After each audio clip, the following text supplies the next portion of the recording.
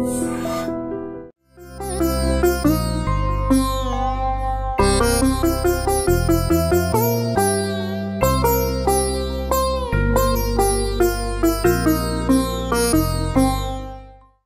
ఆధ్యాత్మికం వైపు మీకు వెళ్ళాలి అని అనిపించడానికి ఎవరైనా స్ఫూర్తి ఉన్నారా స్వామీజీ?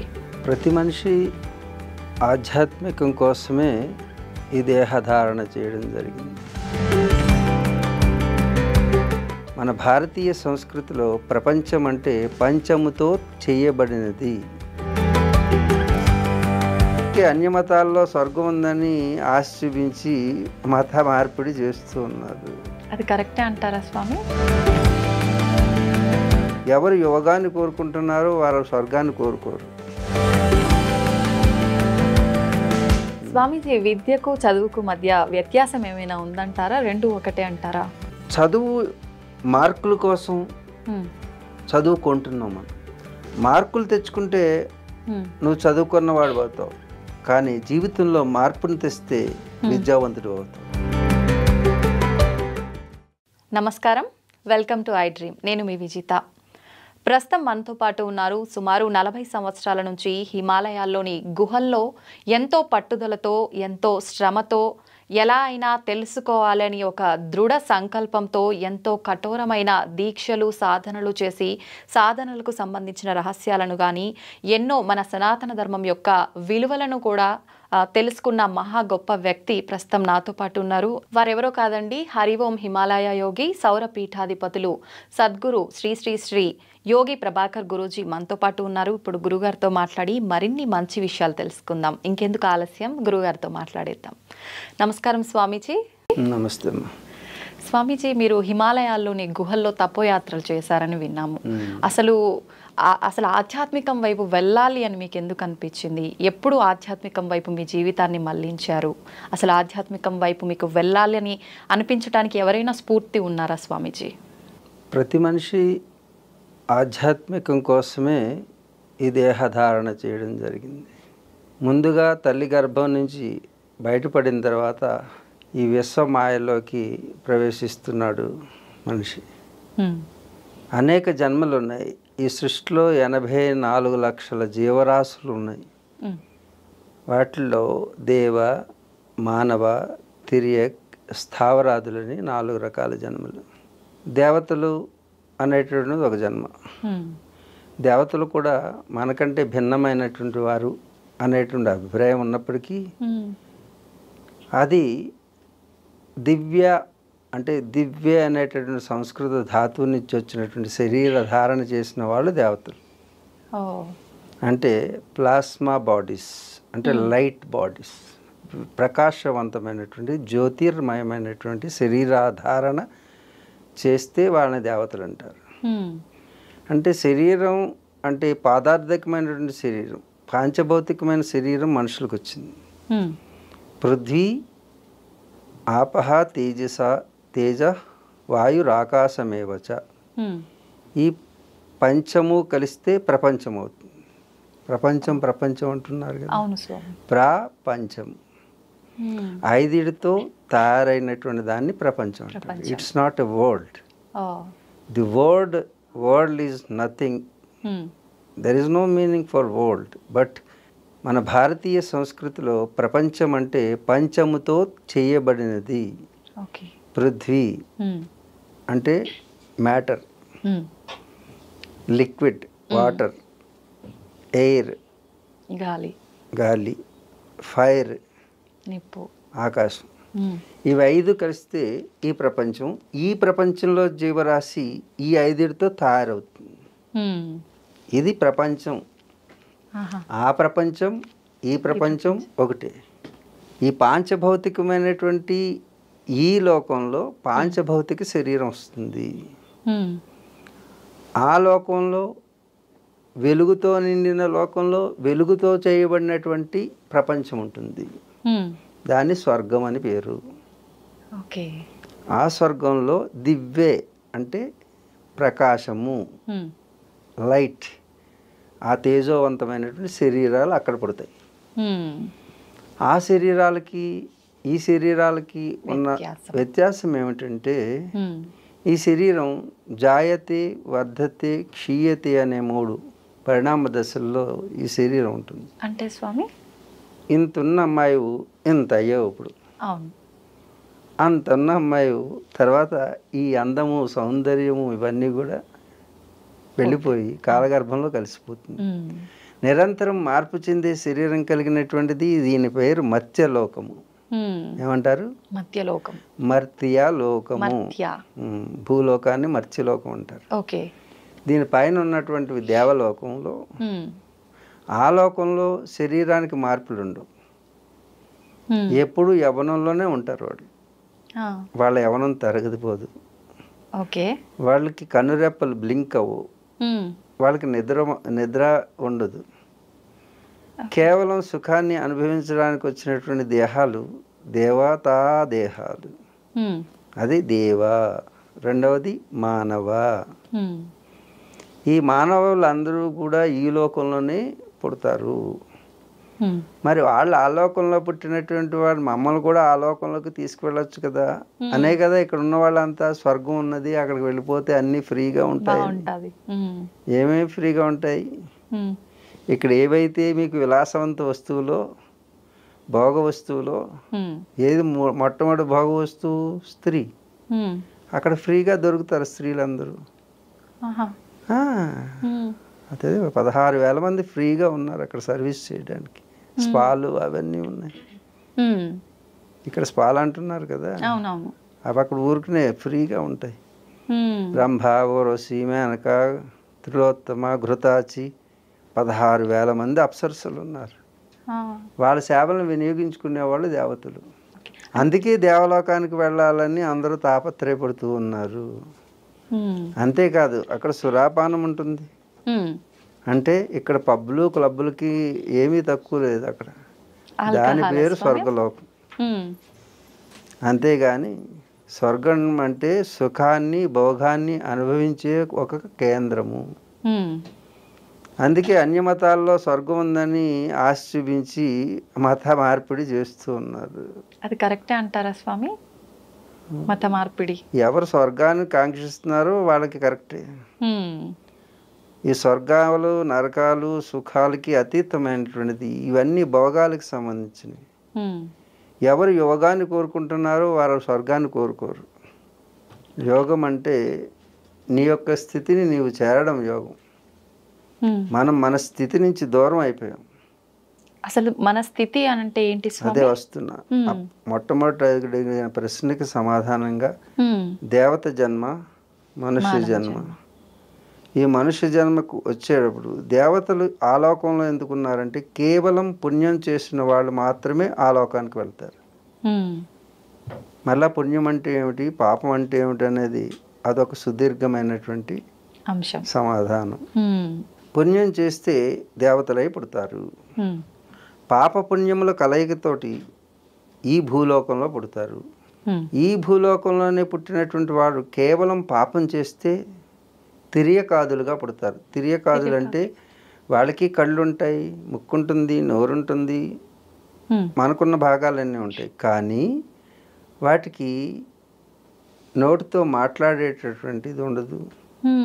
బుద్ధి పరిమితమై ఉంటుంది. పశువులు, పక్షులు ఇవన్నీ మన చుట్టూనే ఉన్నాయి. ఇంకా ఎక్కువ పాపం చేస్తే చెట్టు, గుట్ట, పుట్టగా పుడతారు.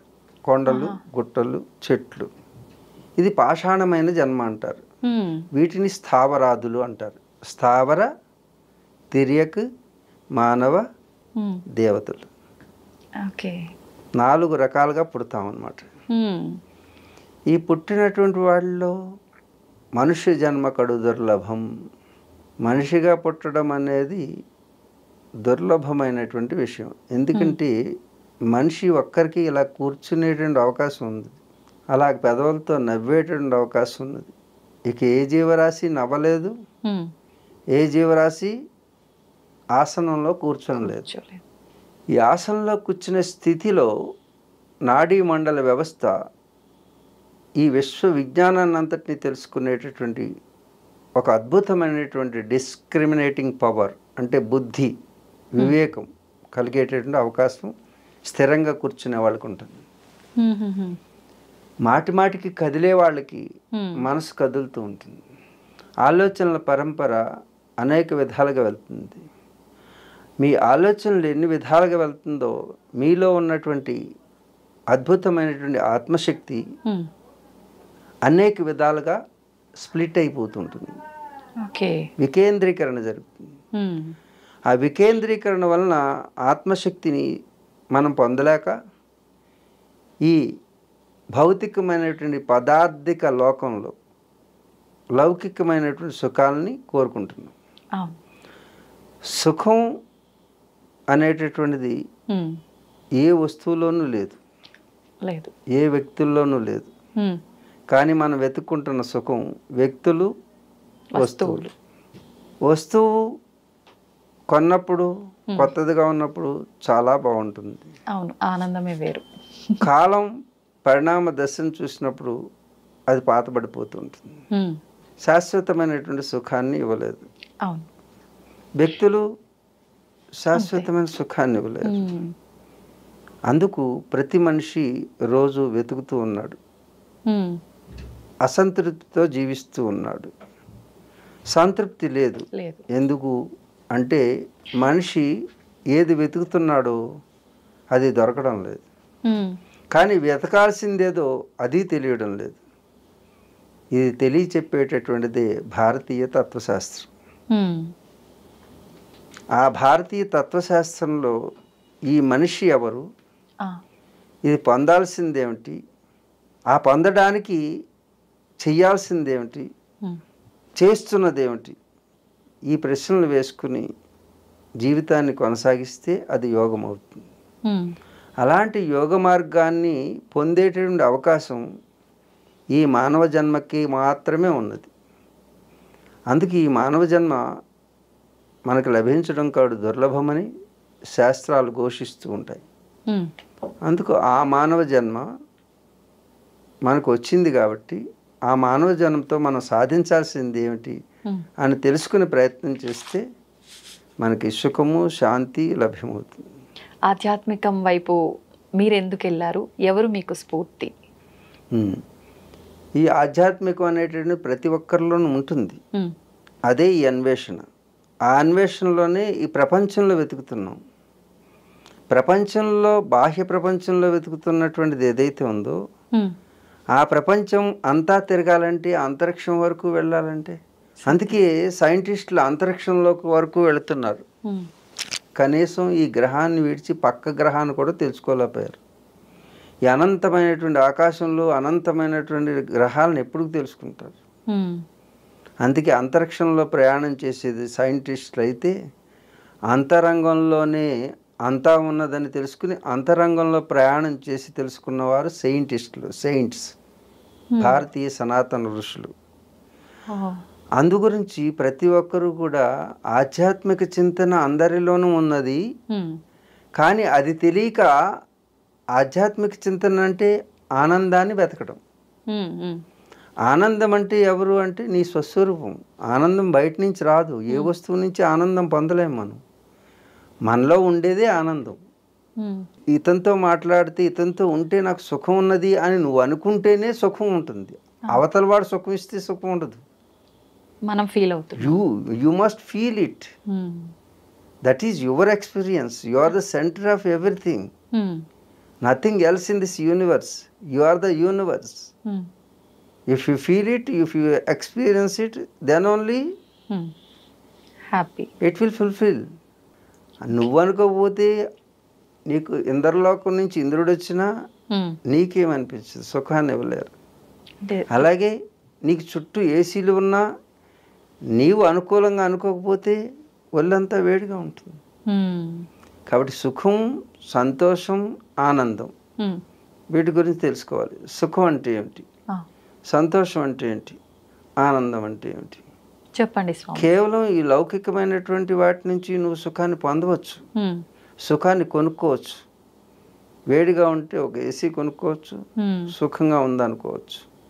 నువ్వు అనుకుంటేనే సుఖం, ఏసీ సుఖాన్ని ఇవ్వదు. నువ్వు అనుకోకపోతే అక్కడుండి టెన్షన్ పడుతున్నావు అంటే వాళ్ళంతా చెమటలు పడతాయి. అవును. కాబట్టి నీకు ఏది అనుకూలం అనుకుంటున్నావో నువ్వు అనుకోగలిగితే ఆ వస్తువు నీకు సుఖాన్ని ఇస్తుంది, ఆ వ్యక్తి నీకు సుఖాన్ని ఇస్తారు.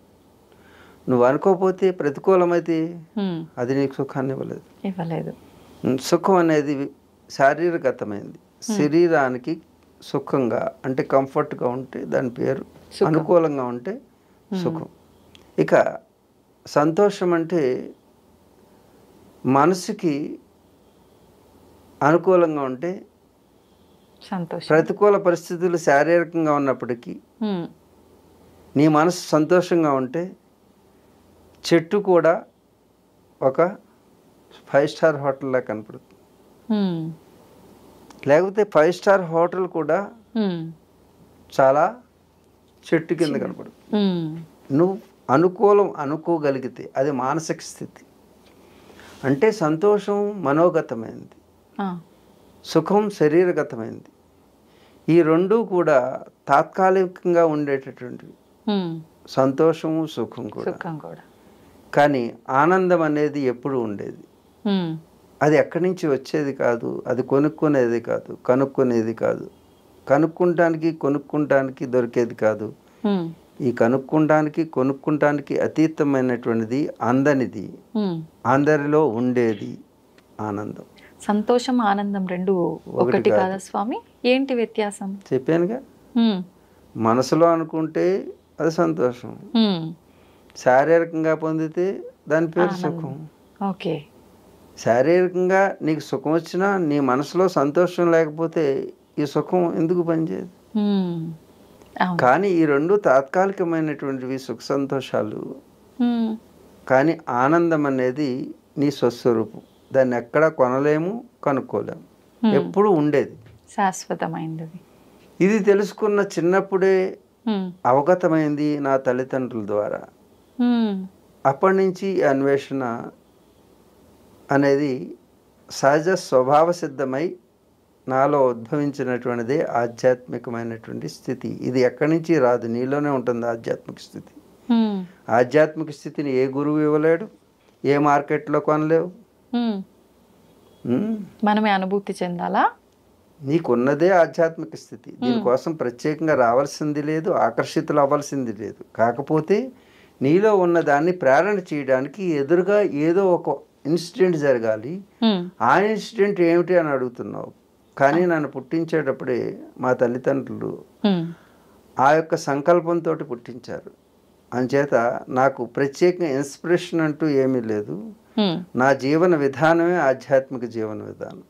ఇది ప్రతి మనిషికి ఉన్నదే, ఎవరు కొత్తగా అన్వేషించాల్సిన అవసరం లేదు. మరి ప్రతి మనిషికి ఉన్నప్పుడు మీరు అలా ఆధ్యాత్మిక మార్గంలో నడుస్తున్నారు, మేము నడవలేకపోతున్నాం, ఎందుకని స్వామీజీ? ఆధ్యాత్మికంగా ఉన్నటువంటి వ్యక్తి మీరు. ఎందుకంటే మనుష్య జన్మే ఆధ్యాత్మికం. ఏ జీవరాశి వెళ్ళలేదు. దేవతలు కూడా ఆధ్యాత్మికంగా ఉండలేరు. దేవతలు కూడా ఆధ్యాత్మికంగా తెలుసుకోవాలంటే భూలోకంలో ప్రవేశించాల్సింది. ఆధ్యాత్మిక ఉన్నతిని పొందాలంటే, ఆధ్యాత్మిక ఉన్నతి అంటే మోక్షం అంటారు. మోక్షం అంటే నిన్ను నీవు చేరడం, నీవు దేవుణ్ణి చేరడం కాదు, దేవుణ్ణిలో కలిసిపోవడం కాదు. అది ద్వైతం అంటే దేవుడు ఉన్నాడని నమ్మే వాళ్ళకి దేవుడిలో ఐక్యం అవడం. సాధారణంగా అద్వైతంలో నీలోకి నీవు చేరడం యోగం. ఇప్పుడు నీవుగా ఉంటే ఆనందంగా ఉంటుందా, నువ్వెవరితో ఉంటే ఆనందంగా ఉంటుందా? మీరు చెప్పినట్టుగా ఎవరిలో వాళ్ళకే. నువ్వు ఒకసారి చూడు, ఇప్పుడు నువ్వు అందరితోటి ఎంటర్టైన్ చేసి రావచ్చు, కానీ నువ్వెప్పుడు హాయిగా ఉంటావు? ఇంటికి పోయి నిద్రపోయి గాఢ నిద్రలోకి వెళ్ళినప్పుడు ఆనందంగా ఉంటావు, అంతేనా? అప్పుడు ఎవరున్నారు నీ చుట్టూ? మనలో మనమే, మన ఇంట్లో వాళ్ళు. నీతోటి నేను లేను కదా, లేరు. మనం అంటే ఇద్దరం వస్తాం. అంటే ఎవరికి వారు. నేను నువ్వు కూడా లేవు, నీవే ఉన్నావు, ఈ శరీరం కూడా లేదు. Try to understand. ఈ శరీరం కూడా లేని స్థితి నీది. ఈ శరీరం అనుకుంటున్న నీవు కాదు. Okay. It's a gadget, it's a సాధనం. ఈ సాధనం లోపల నువ్వున్నావు. అందుకే ఈ అందమైన శరీరం కూడా రేపొద్దున్న నీ లోపల ఉన్న నువ్వు వెళ్ళకపోతే నీ వారందా కూడా తీసుకుని వెళ్ళి తగలవేస్తున్నారు, పూడ్చిపెడుతున్నారు. మరి నీవు ఉన్నావా లేదా అంటే ఈ నీవు కాదు. నీ లోపల ఏదైతే గాఢ నిద్రలో అమ్మా ఎంత ఆనందంగా ఉంది, ఈరోజు బాగా నిద్ర పట్టింది అని మెలకువలోకి వచ్చి తెలుసుకుంటున్నావు. తెలుసుకునేటటువంటి యంత్రం ఈ శరీరం. ఏమీ తెలియనిది నీవు. ఆ ఏమీ తెలియని స్థితికి వెళ్ళాలి. నువ్వు చేసేటటువంటి ప్రయత్నమే సాధన. శరీరం అనేటటువంటి సాధనం అంటే ఇన్స్ట్రుమెంట్.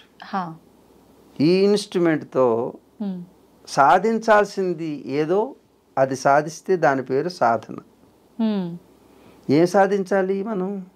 అది ఎలా తెలుస్తుంది? ఏం సాధించాలి? నిన్ను నువ్వు చేరడమే సాధించాల్సింది. మరి నేను నాలో లేనా? లేవు. నువ్వు ఎదురుగా ఉన్నటువంటి వస్తువుని చూస్తున్నావు. చిన్నప్పుడు లేచిన వెంటనే గాలి కావాలి అనుకున్నావు, ఊపిరి పీల్చడం మొదలుపెట్టావు, దానికి బానిస అయిపోయావు. అవును.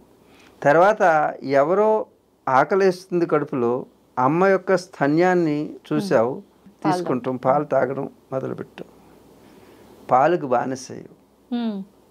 అవసరం వచ్చింది. అవును. తర్వాత ఆకలి లేకపోతే అవసరం ఉండేది కాదు, గాలి పీల్చకపోతే ఆకలి ఉండేది కాదు. ఆకలి ఒకదాంతో ఒకటి ఇంటర్లింక్ అయ్యి నువ్వేం చేయవు, నీ యొక్క స్వస్థితి నుంచి గాలికి బానిస అయ్యావు, ఊపిరి ఆడించుకుంటానికి, ఆకలికి బానిస అయ్యావు.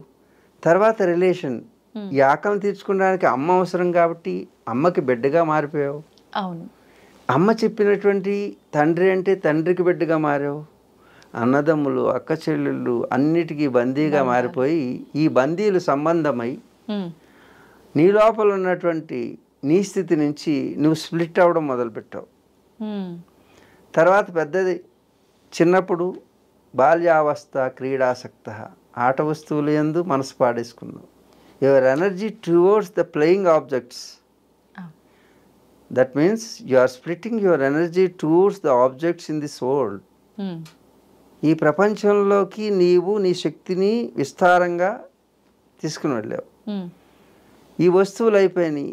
తరుణావస్థ తరుణాసక్త అంటే స్వామి, యవ్వనంలోకి వచ్చిన తర్వాత పరస్పరం పురుషుడు స్త్రీని, స్త్రీని పురుషుడు ఆకర్షించుకుంటంలోనే సమయం అయిపోతుంది. ఇది సహజమైన పరిణామ దశలు. దీని తర్వాత వృద్ధావస్థ చింతాగ్రస్త, ఇంకా గతాన్ని తలుచుకుంటూ ఏడుస్తూ కూర్చుని జీవితం అయిపోతుంది. మరి నీ గురించి నువ్వు ఎప్పుడు ఆలోచిస్తున్నావు? అందుకే నీ గురించి నువ్వు తెలుసుకోవాలంటే అంతరిక్షంలో కాదు చేయాల్సింది ప్రయాణం, అంతరంగంలోకి. పదార్థ జీవనం కాదు కావాల్సింది, పరమార్థ జీవనం. కాబట్టి అలాంటి పారమార్థిక జీవన విధానాన్ని మన యొక్క భారతీయులు మాత్రమే అందించారు, ఇంకే దేశంలో లేదు. దాని పేరే సనాతన సంప్రదాయం, వేద సంస్కృతి. ఈ వేదం ఉన్నటువంటి దేశం ఏదైతే ఉందో ఆ దేశం నిర్వేదానికి నిలబడుతుంది. నిర్వేదానికి చావులేదు, తావులేదు. ఆ వేద సంస్కృతి కలిగినటువంటిది కాబట్టి భారతదేశం మాత్రమే విశ్వ రహస్యాలకి సమాధానం చెప్పగలిగినటువంటి స్థితిలో ఉండగలిగింది. అంచేత ఆ స్థితిని మనం పొంది ఉన్నాం.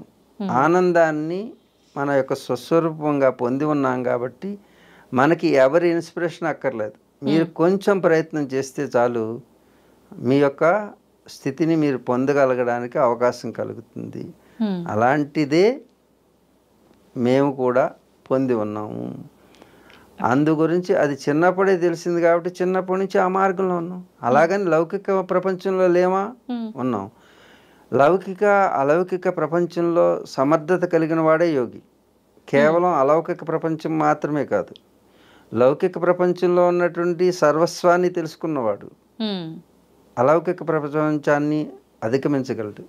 అందుకు లౌకికం వదిలి అలౌకికం అని ఉండదు. లౌకికము అలౌకికమని రెండు లేవు, రెండు ఒకటే.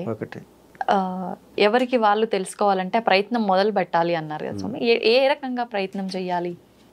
ఒక బ్యాటరీలో ఇన్ని వోల్ట్స్ కరెంట్ ఉన్నది. ఆ కరెంటు ఇన్వర్టర్ ఉన్నది. ఆ ఇన్వర్టర్లోంచి ఇన్ని లైట్లు వేసామనుకో, ఇన్వర్టర్లో కరెంటు త్వరగా పోతుందా? డిశ్చార్జ్ అవుతుంది, పోతుంది కదా. అంటే these are all objects around you. నువ్వు ఎన్నిటి మీద అయితే ఫోకస్ చేస్తున్నావో అన్ని విషయాలకి నీ యొక్క శక్తి వాడితే నువ్వేమవుతావు? వీక్ అవుతావు. రోజుకి అనేక లక్షల ఆలోచనల యొక్క పరంపర నీ మనసులో సాగుతుంది. అవును. అందుకే ఇంటికి వెళ్ళి ఈ ఒంటి మీద ఉన్న అలంకరణ తీసి అవతల పడేసి హాయిగా చిన్న గుడ్డ వేసుకు పడుకుంటే ఉన్నటువంటి చూడు, ఇప్పుడు వరకు ఈ లోకానికి ఇన్ని కావాలి ఆబ్జెక్ట్స్, కానీ నీకేం కావాలి? ఏమీ వద్దు, అక్కర్లేదు.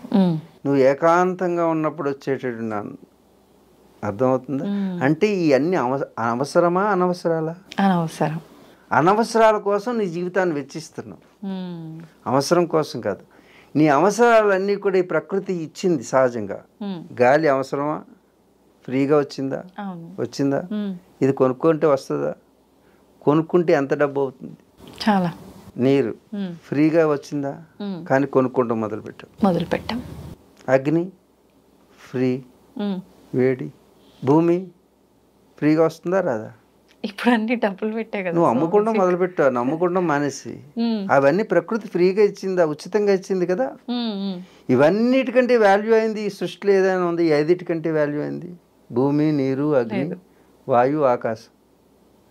ఈ 5 అన్నిటికంటే ముఖ్యమైనవి, విలువైనటువంటి పంచభూతాలని ఈ సృష్టి ఊరికనే ఇస్తే మరి నువ్వు కొనుక్కునేవన్నీ కూడా వీటికంటే ఖరీదైనవా తక్కువ? ఏవి ఖరీదైనవి? ఫ్రీగా వచ్చిన ఎప్పుడైనా విలువ తక్కువనే అనిపిస్తాయి స్వామి. అనిపిస్తుంది నీకు, కానీ విలువ విషయంలో ఏది విలువైంది? ఇవే విలువైంది. ఒక్కసారి గాలి ఆపేసాం అనుకోండి, ఈ సృష్టి అంతా ఒక్కలో చచ్చిపోతుంది.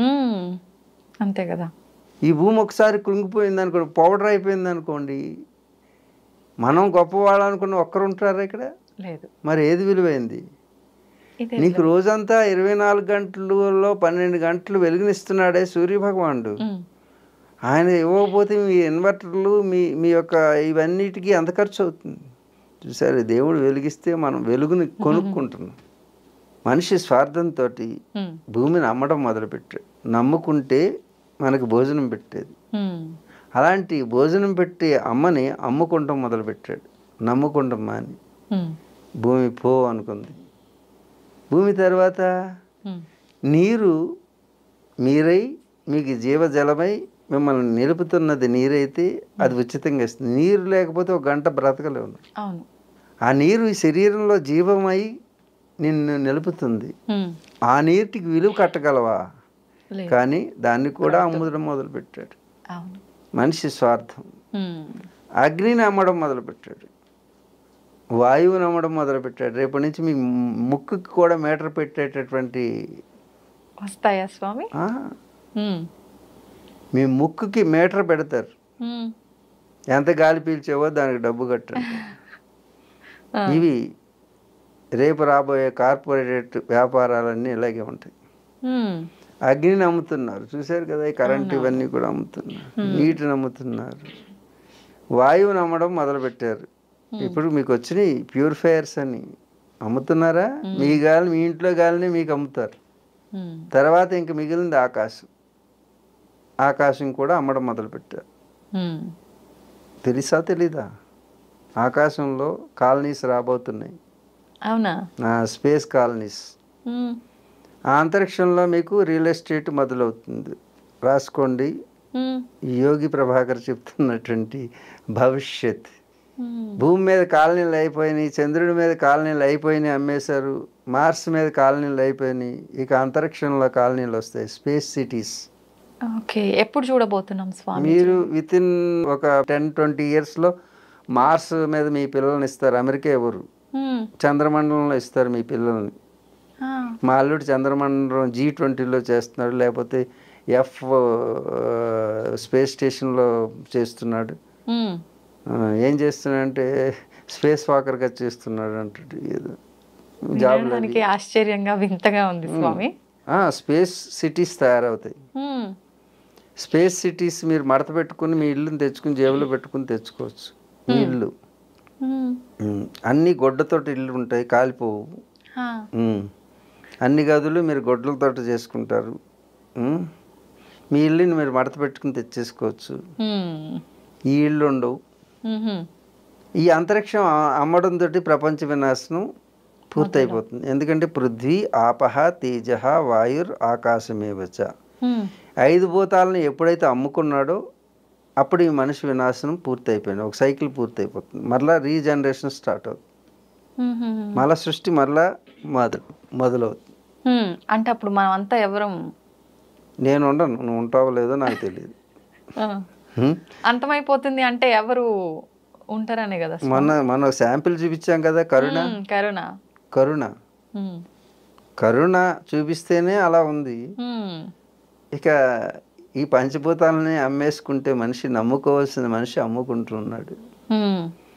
ఇది స్వార్థం ఎప్పుడైతే పెరిగిపోయిందో, పరార్థత ఎప్పుడైతే తరిగిపోయిందో, తనలో జీవశక్తి అంతా కూడా నిర్వీర్యం అయిపోతుంది, ధర్మానికి హాని కలిగింది కాబట్టి. ఓకే, అంటే కలియుగం అంతమైపోతుంది అంటారు, అట్లా అనుకోవచ్చా స్వామి? కలియుగం 4,32,000 సంవత్సరాలు. ఎన్ని? 4,32,000 దాని ఆయుష్. మామూలు ఆయుర్దాయం ఎంత? 100 సంవత్సరాలు కదా మనిషికి. మనకి ఏ విధంగా 100 సంవత్సరాల ఆయుర్దాయం ఉందో అలాగే యుగానికి కూడా ఆయుర్దాయం ఉంటుంది. బ్రహ్మగారికి ఆయుర్దాయం ఉంటుంది, విష్ణువుకి ఆయుర్దాయం ఉంటుంది, శివుడికి రుద్రుడికి ఆయుర్దాయం ఉంటుంది. ప్రతి ఒక్కరు చనిపోతారు. బ్రహ్మ విష్ణు మహేశ్వరుడు కూడా చనిపోతారు. దేవతలకు కూడా చావు ఉందా స్వామి? దేవతకు చావు ఉండదని ఎవరో చెప్పారు? అది ఒక జన్మ. జంతువుల వాళ్ళు కూడా, దేవతలు కూడా జంతువులే. జంతువు అనే పదానికి అర్థం ఏమిటంటే జాయతే, ఏదైతే పుట్టినదో అది జంతువు. వాళ్ళు కూడా పుట్టిన వాళ్ళే కదా దేవతలవుగా. పుట్టిన ప్రతిదాన్ని జంతువు అంటారు. జాయతే అంటే పుట్టడం. పుట్టావా నువ్వు జంతువు. చీమ పుట్టిందా? జంతువు. దోమ పుట్టింది జంతువు. భామ పుట్టింది జంతువు. చీమైనా దోమైనా భామైనా జంతువే. అలాగే దేవత అయినా పుడితే జంతువు.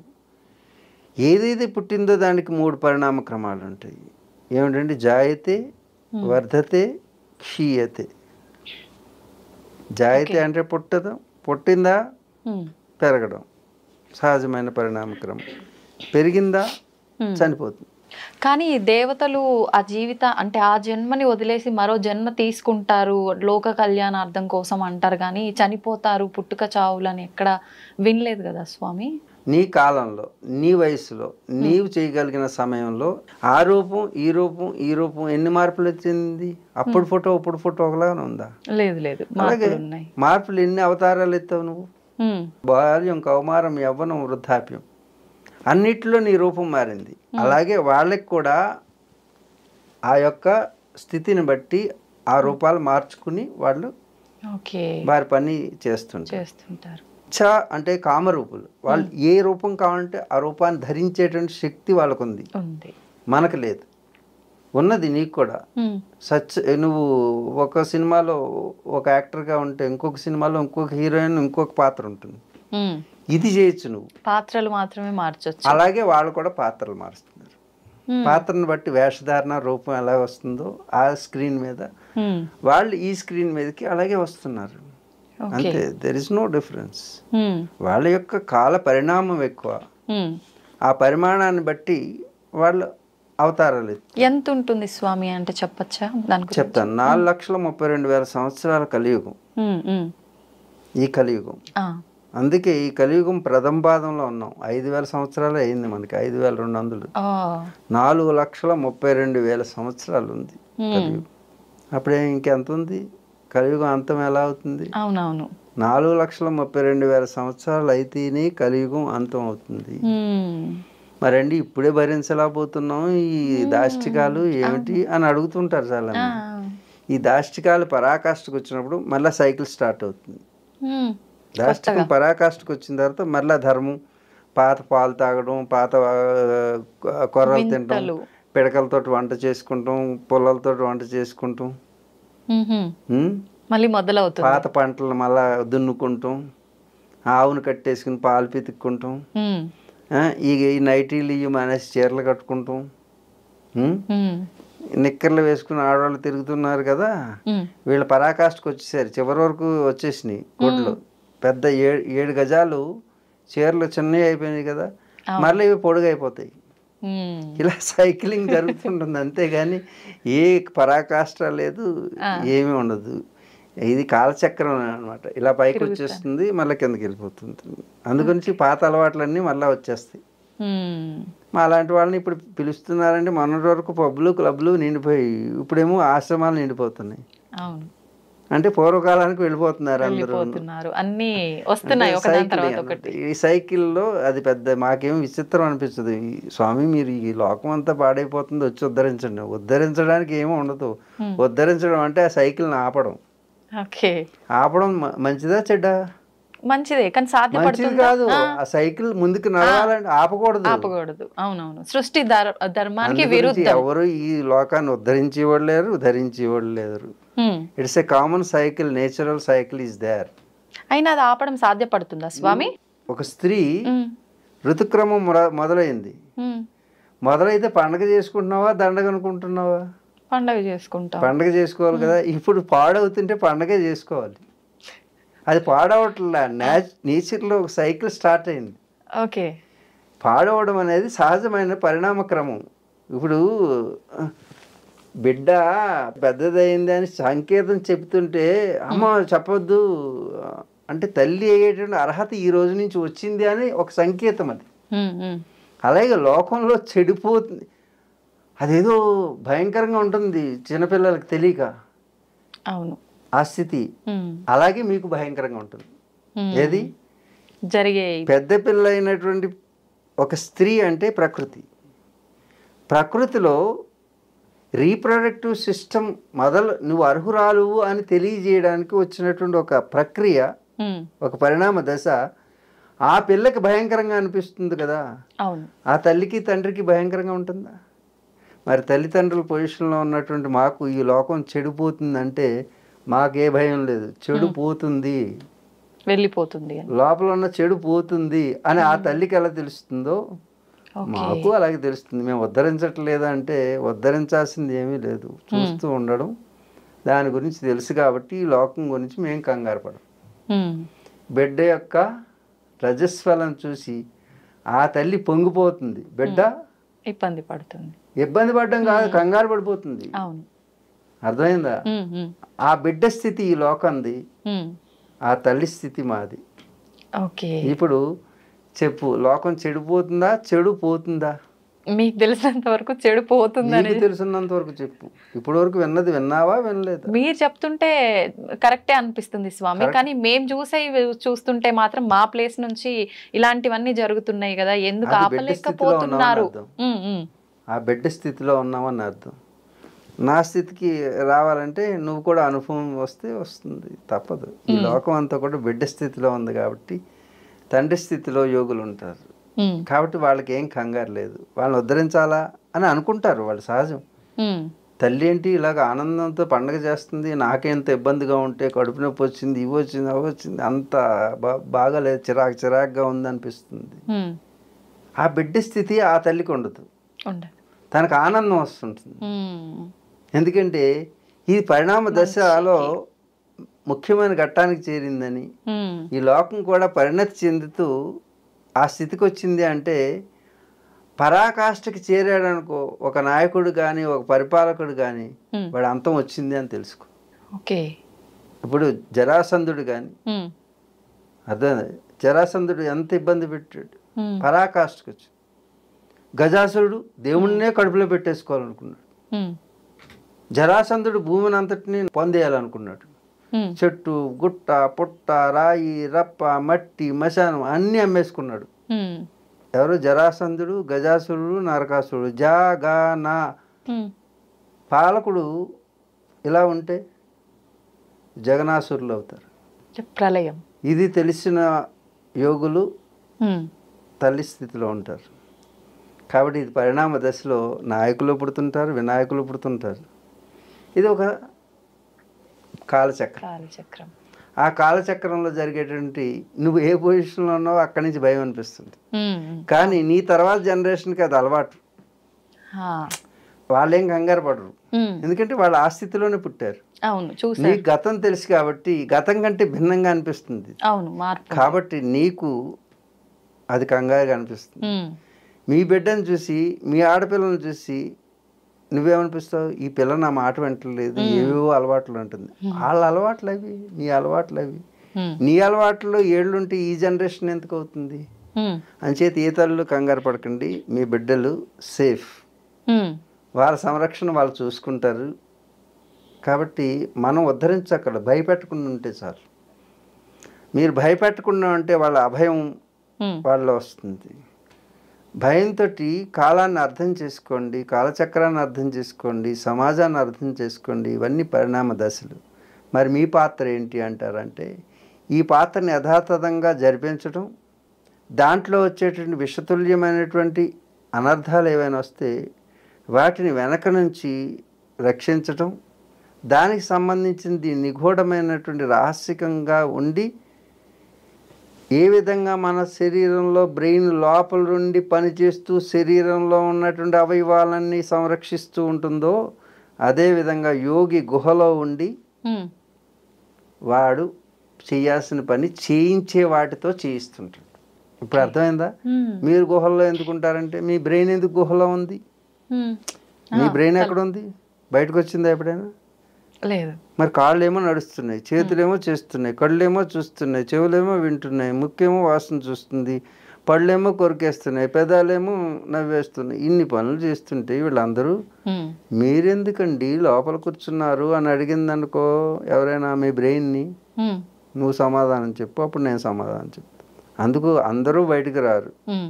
కొందరు లోపల ఉంటేనే ఉండాల్సిన ముఖ్యమైనటువంటి వాళ్ళు లోపల ఉండాలి. అది హిమాలయాలు.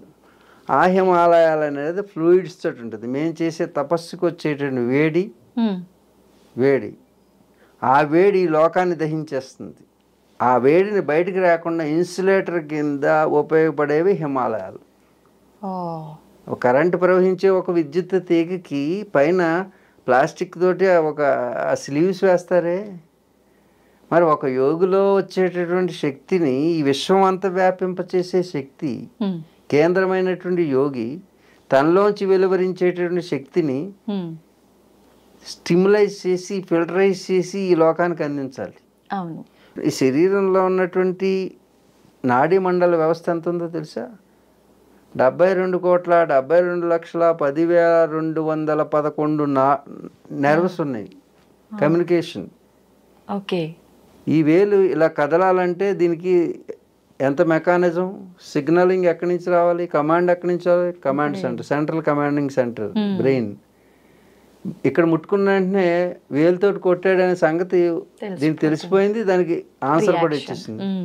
ఏ కమ్యూనికేషన్ సిస్టమ్ ఉంది ఈ ప్రపంచంలో సైంటిస్ట్ కనిపెట్టాడు? అందుకే ఈ శరీరం అనేటటువంటి దానికంటే మించిన కమ్యూనికేషన్ సిస్టమ్ ఇంకేదీ లేదు.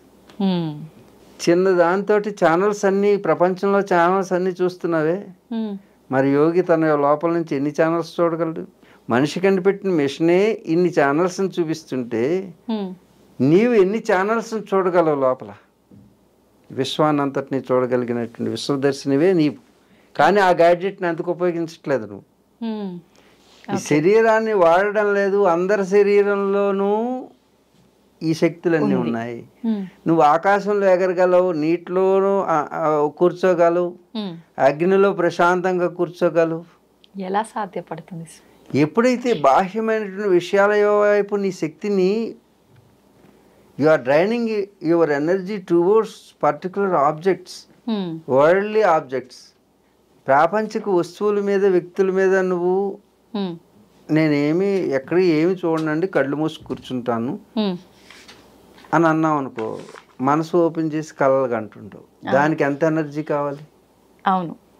ఆ ఎనర్జీ లూజ్ అంటే డ్రైన్ అవ్వడం వలన రీకన్స్ట్రక్ట్ చేసుకుంటానికి మన ఎనర్జీని బయట నుంచి తీసుకుంటున్నాం అనమాట. ఇప్పుడు యోగులు ఏం చేస్తారు? పంచభూతాలు అయినటువంటి ఏవి చూడరు, ఏవి వినరు. ఇప్పుడు నువ్వు ఇక్కడ అనేక డెసిబుల్స్ వాయిస్ నా దగ్గర పెట్టేసిన చెవులు ఎదురుగా నువ్వు నన్ను టెస్ట్ చేస్తే నీ చెవులు పగులుతాయని, కానీ నేను మాత్రం చెవుల్ని డిస్కనెక్ట్ చేసేస్తాను. నువ్వు పెట్టుకుని చూడు, ప్రాక్టికల్గా చూడండి. కెమెరా ఉంది, చుట్టూ పంచ అగ్నిని పెట్టేసి ఎండలో పెట్టు, నేను కూర్చుంటాను. అప్పుడు ఆ అగ్నిని నేను డిస్కనెక్ట్ చేస్తాను. అంటే నా శరీరం నుంచి రిసీవింగ్ చేసుకుని ఆపేస్తాను. అంటే మీ శరీరం పైన పడదు, రిసీవ్ చేసుకోవడం ఆపేయి, డిస్కనెక్ట్ చేయి. ఓకే. చూడు, అప్పుడప్పుడు నువ్వు అమ్మాయి నేను ఇప్పుడు వరకు మాట్లాడుతున్నాను, ఏమిటి నువ్వు ఆలోచిస్తున్నావు అంట. వినపడలేదు గురూజీ, ఇప్పుడే అన్నావు కదా అంటే you are thinking something else, you are not here, you are disconnected from me. అంతే. చూసా, అర్థమైందా నీకు? టెక్నిక్ వచ్చేసింది కదా, ఇప్పుడు కూడా టెక్నిక్ వచ్చేస్తుంది. నువ్వు ఎండలో ఉండి నేను ఎండని నేను తీసుకోను అనుకుంటే చెమటలు పట్టవు. ఓకే. నువ్వు అగ్ని మధ్యలో ఉండి ఈ అగ్ని నేను ధారణ చేయటం లేదు అని డిస్కనెక్ట్ చేయి, మానసికంగా డిస్కనెక్ట్ అవుతుంది, వేడి రిసీవ్ చేసుకోదు బాడీ. ఓకే. మన ఏవ కారణం మనుష్యాణం బంధ మోక్షయో, నీ మనసే అన్నిటికీ కారణం. ఎదుటిగా అందంగా కనపడుతుంది అంటే అందం దాంట్లో లేదు, అందం నువ్వు అనుకుంటున్నావు కాబట్టి అది అందంగా ఉంది. ఏసీలో కూడా చెమటలు పట్టిన వాళ్ళు ఎంతోమంది ఉంటారు. ఇంత ఆస్తి ఉంది అని అనుకుని ఆనందించే వాళ్ళ కంటే ఈ ఆస్తి పోతుందేమో అని భయపడే వాళ్ళు ఎక్కువ మంది ఉన్నారు, ఆస్తిపరులు. అవును. చూసావా? అంటే ఆస్తి ఏది కూడా నీకు సుఖం లేదు, సుఖం అనేది నీవే. బీచ్ దగ్గరికి వెళ్ళి ఈ సముద్రం అంతా నాదే అంటుంటాను మా వాడికి. అనుకున్నాను నాదే అనుకుంటే అయిపోతుందా స్వామి? అనుకుంటే ఏది అవ్వలేదు నీకు. పలానా వాడు భర్త కావాలంటే అయ్యాడా? వాడా అవుతున్నాడా? నాకు పిల్లలు పుట్టాలంటే పుడుతున్నారా? ఇవన్నీ ఉద్యోగం చేయాలంటే వచ్చిందా? మరి అనుకున్నావు కాబట్టి వచ్చింది, అది అనుకోవు కాబట్టి రావట్లేదు. సముద్రం నాదనుకో, వెళ్ళు దాంట్లో ఉండు, ఎవడు కాదన్నాడు? ఉండలేమండి, ఇంత ఇల్లు కావాలనుకున్నావు, అంత ఇల్లే వచ్చింది. నాకు హిమాలయాలు అంతా నాదే అనుకున్నాను కాబట్టి హిమాలయాలు నాదైంది. నువ్వు అనుకోలేదు కాబట్టి నీ ఇల్లే నీది అవ్వట్లేదు, దానికి ఈఎంఐలు కట్టుకోవాలి. ఈ అమ్మాయిలు అయితే సృష్టి లేదు కదా. అవును. అందుకే అమ్మాయేగా జన్మకు కారణం. ఏంటి? అమ్మాయేగా ఇక్కడ తిరగడానికి కారణం, ఆ మాయే కదా ఈ జన్మకు కారణం. అందుకే ఆ పదాలన్నీ పక్క పక్కనే ఉంటాయి, గుర్తుంచుకో భాషలో. ఇది భారతీయత. ఆ మాయ, అమ్మాయ, అమ్మాయే. చూసావా ఎంత బాగుందో? అమ్మాయి లేకపోతే ఏముంది లోకం? అసలు లోకం దేని చుట్టూ తిరుగుతుంది? అమ్మాయి చుట్టూ. అంతే. ఓకే. అసలు స్త్రీ లేకపోతే అసలు సృష్టి లేదు కదా. అవును. అంటే డమ్ అయిపోయింది మొత్తం, ప్రపంచం అంతా కూడా జీరో. అందుకే ఆవిడని ఆదిశక్తి, భువనేశ్వరి, అమ్మ అన్నారు. కాళికాదేవి మహాశక్తి స్వరూపిణి. ఎవరు? అమ్మాయే, అమ్మాయే. ఈ సృష్టి యావత్తు పాడైపోవటం లేదు, చెడిపోవటం లేదు, చెడిపోతుంది. ఇది పరిణామ క్రమం. ఈ సృష్టి యావత్తు చక్రంలో బంధించబడింది. ఆ చక్ర కాలచక్రం అని. అది కాలచక్రం అంటే కాలము అంటే కాల. కాల అంటే ఏంటి? బ్లాక్. బ్లాక్ చీకటి. కాళిక మహాశక్తి. కాల కాలము. కాలంలోనే బంధించబడింది అందరం. బ్రహ్మ విష్ణు మహేశ్వరులు కూడా కాలంలోనే బంధించబడి, యుగాలన్నీ కాలంలోనే బంధించింది. అంతే, కాలమే అన్నిటికంటే గొప్పది. కాలం గొప్పదా అంటే కాలాన్ని సృష్టించినటువంటి కాళికాదేవి. కాళీ. ఖాళీగా ఎవరైనా ఉంటే అది మహంకాళి అయిపోతుంది. ఖాళీగా ఎవరు ఉండకూడదు. సమయాన్ని వినియోగించుకోవాలి, ఎప్పుడు ఎంగేజ్ అయ్యి ఉండాలి, లేకపోతే వినాశనానికి దారితీస్తుంది. అదే ఖాళీ. ఖాళీ ఉండకూడదు. అది సైంటిఫిక్గా చూసినట్టయితే everybody comes from the black hole. శూన్యంలో పడిపోతారనా? బ్లాక్ హోల్ నుంచి పుట్టిన వాళ్ళం మనందరం. ఓకే ఓకే, అర్థమైందా? ఈ సృష్టి యావత్తు ప్లానెట్స్ అన్ని పుడుతున్నాయంటే బ్లాక్ హోల్ లోంచే పుడుతున్నాయి. ఓకే. సృష్టి ఆరంభం కూడా ఎక్కడి నుంచి వచ్చింది? Dark matter. సైంటిఫిక్గా ఓకే. ఎలా? డార్క్ మ్యాటర్ నుంచే పదార్థం పుట్టింది. ఓకే. ఇంతకుముందు నువ్వు ఉన్నావంటే తల్లి గర్భంలో లేవు కదా. పదార్థం అక్యుములేట్ అయింది. ఎలా అయింది? శూన్యం నుంచి. దాంట్లో ముక్కు, కళ్ళు, కాళ్ళు, చేతులు, వాటి గోర్లకి పాలిష్ బయట వేసి తెచ్చుకున్నావు అనుకో, రంగు దేవుడు సహజంగా చూడు పింక్ కలర్ వేసాడా నాకు. అవును. నువ్వు పింక్ బదులు ఎరుపు, నలుపు అన్నీ వేసుకుంటున్నావు. అది ఆయన వేసే పంపించాడు దేనికి ఏ కలర్ వేయాలో. ఇవన్నీ అనవసరమైనవి అంటారు. అవసరాలన్నీ భగవంతుడే తీర్చాడు పంచభూతాల ద్వారా. మరి ఇవన్నీ సృష్టించింది భగవంతుడు కాదంటారా? భగవంతుడు ఒక రోబోని తయారు చేసి ఆ రోబోకి ఆర్టిఫిషియల్ ఇంటెలిజెన్స్ ఇచ్చారనుకో, దాన్ని ఎవరైనా ఆపరేట్ చేయాలా? మరి రోబోనే ఆపరేట్ చేసే సిస్టమ్ వాడి చేతిలో పెట్టుకోకపోతే నిన్ను సొంతంగా ఆయనలాగా తయారు చేసి వదిలేసిన తర్వాత ఆయన ఎందుకు ఆపరేట్ చేస్తాడు? అందుకు నువ్వు చేసుకునేటట్టు నిన్ను తయారు చేశాడు. ఆయనకు స్వార్థం లేదు, స్వేచ్ఛనిచ్చాడు. నువ్వేం చేస్తున్నావు? అనవసరాలకి అవసరాలను ఉపయోగించుకోమని అన్నీ ఇస్తే, పంచభూతాలను ఇస్తే, మరి 2 విత్తనాలు వేయరా అంటే దాంట్లోంచి వచ్చింది తినరా అంటే దాన్ని అమ్మేసుకున్నావు. నీళ్లు ఉట్టినే పైనుంచి నీకు నీళ్లు ఇస్తాను రావా అంటే మా ట్యాంకులో పెట్టుకుని దానికి ఫిల్టర్లు వేసుకుని తాగుతానన్నావు. నీ ఇష్టం, నీ కర్మ. నీ ఆలోచన ఇంత దిగజారిపోతే అది సైన్స్ పేరుతో నేను చాలా అభివృద్ధి చెందాను అనుకోండి. సైంటిస్టులు మేమేమో ఇప్పుడు కాబట్టి గొడ్డలు కప్పుకొని వచ్చాం. మాకు గొడ్డ అవసరం కూడా లేదు, అంటే వస్త్రం యొక్క అవసరం కూడా లేదు. మాకు దిగంబరులమై ఉంటాం మా సాధనలో. శరీరమే దిక్కులు అంటే అష్టదిక్కులు, అంబరం అంటే వస్త్రం. దిక్కులను అంబరంగా కలిగినటువంటిది శరీరం. మళ్ళా దీనికి శరీరానికి ఇంకొక గొడ్డ. ఈ శరీరమే నీకు గొడ్డ.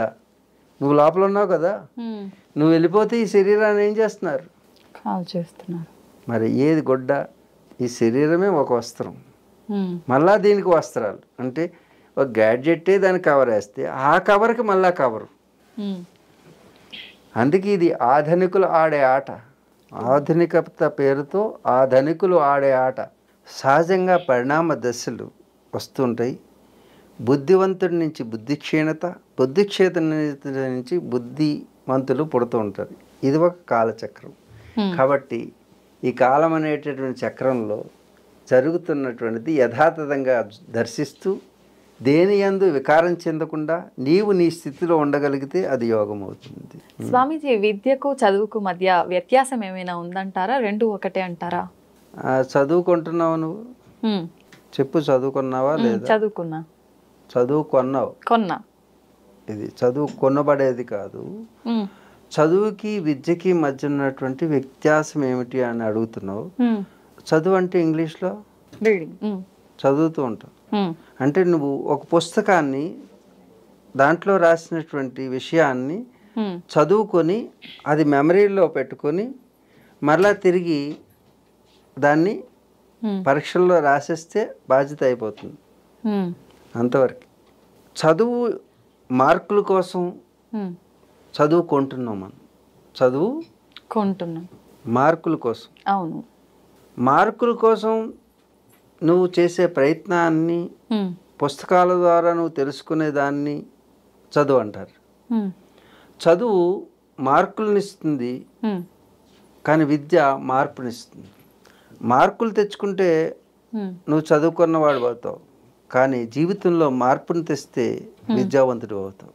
ఓకే. పుస్తకాల ద్వారా తెలుసుకుంటే వచ్చేది చదువు. నీ మస్తకం ద్వారా తెలుసుకునే దాన్ని విద్య అంటారు. పుస్తకంలో ఉన్న విషయాన్నైనా నీ మస్తకంలో ఎప్పుడూ పదిలంగా చేసుకుని అది వికాసానికి వినియోగించుకోగలిగితే దాన్ని విద్య అంటారు.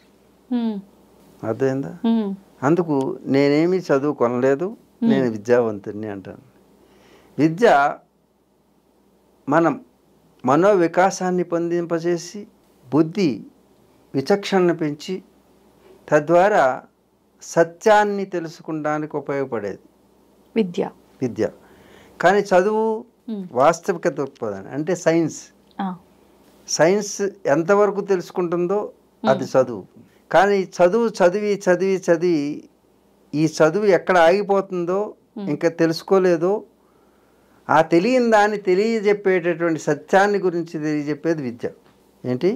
సైన్స్ అంతా వెళ్ళి ఆగిపోతుంది ఒక చోట, డెడ్ ఎండ్ వస్తుంది, ఇంకా అక్కడి నుంచి సమాధానం దొరకదు. ఇప్పుడైనా చూడండి, క్వాంటమ్ ఫిజిక్స్ కానీ ఆటమ్ గురించి కానీ ఇప్పటి వరకు సైంటిస్టులు తెలుసుకున్నది 1%. 99.9% ఉంది ఇంకా. ఎప్పుడు తెలుసుకుంటారు? సాధ్యపడదు. కానీ we can explain for any extent. That is అది విద్య. ఓకే. విద్య అనేటటువంటిది ఈ సృష్టి యావత్తుని గురించి తెలియజెప్పేటటువంటి దాన్ని విద్య అంటారు. అంటే దానికి తెలియదంటూ లేదు. విద్య జ్ఞానే అని అర్థం.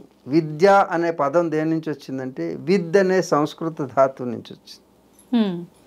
విద్య అంటే ఏంటి అంటే చెప్పలేరు. విద్య అంటే చదువుకోవడం అనుకుంటారు. విద్య అంటే అది కాదు. విద్ అనే సంస్కృత ధాతువుకి జ్ఞానం అని పేరు.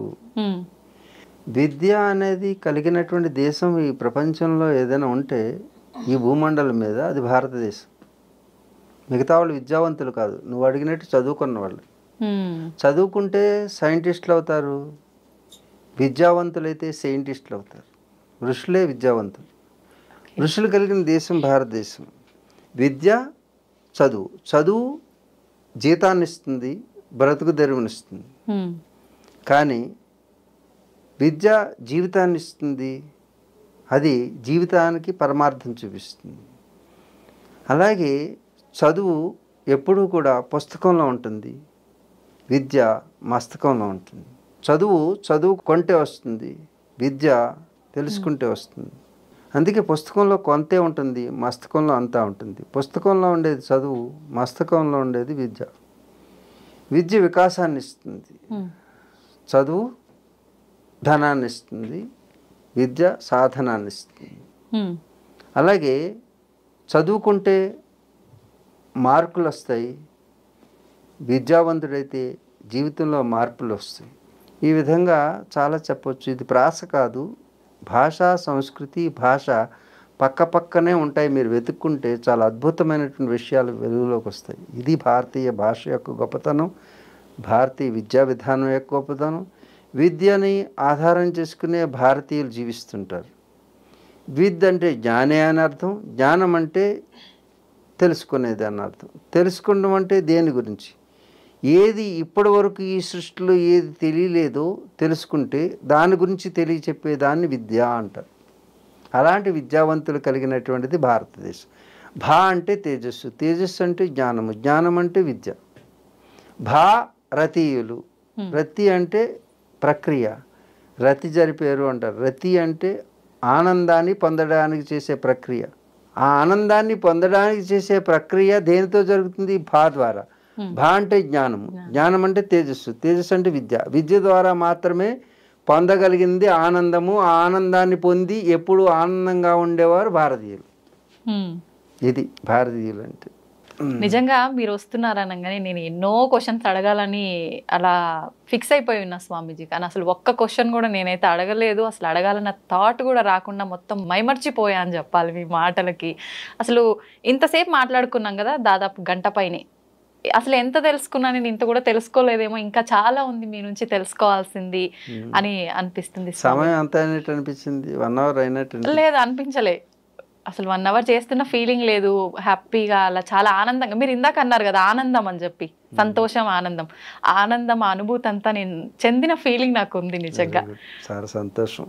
ఈ సమయం నీకైనా కనీసం ఆనందాన్ని ఇచ్చినందుకు, ఈ ఆనందం ప్రేక్షకులందరికీ కూడా పొందగలరని భావిస్తూ సర్వం శ్రీ సూర్యనారాయణ పరబ్రహ్మార్పణమస్తు. ఓం శాంతి శాంతి శాంతి. ధన్యవాదాలు స్వామీజీ.